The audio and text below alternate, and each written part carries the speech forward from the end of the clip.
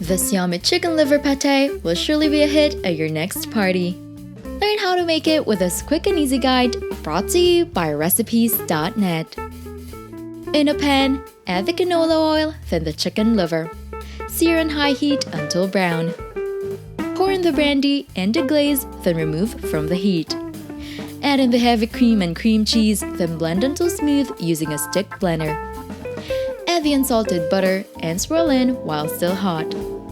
Pour into a ramekin, followed by the melted butter. Let it chill overnight. Garnish with chopped parsley before serving.